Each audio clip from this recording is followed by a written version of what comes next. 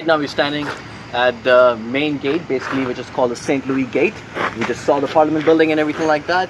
And now we're going to be going behind these ancient walls to Old City or Old Quebec.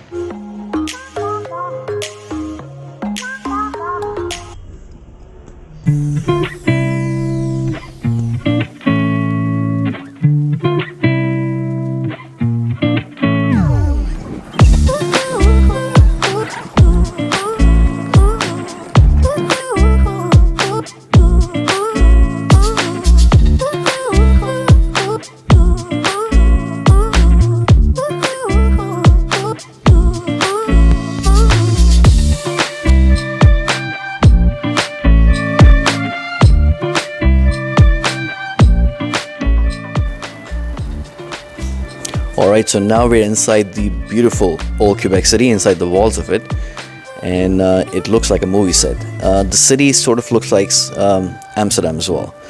Very beautiful, very serene. So one of the first things we did, since it's early in the morning, is that we stopped at Cafe Pollard, which is highly rated, and it's a typical French cafe. And if you go early in the morning, they have live music and pianists and everything. So definitely recommend that. So we got a few refreshments, and right after that, we joined our tour guide. This is a walk-in tour, and I highly recommend it.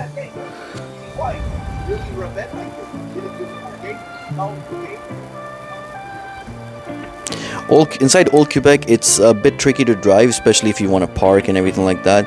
So the best way to get around is by walking. So definitely recommend the walking tour. It will give you a nice history lesson, and it's entertaining as well. This used to be a prison. Now it's actually a library.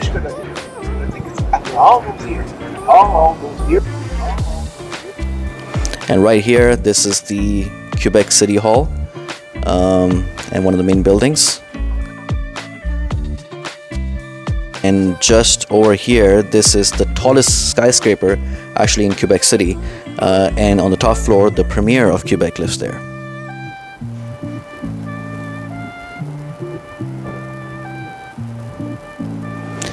So right here is the main square of Old Quebec City. This right here is the most photographed building of Quebec City and the photographed area. This is Fairmont Hotel. It looks like a castle. People actually think it was a castle that converted to a hotel, but no, it was always a hotel and it was never a castle.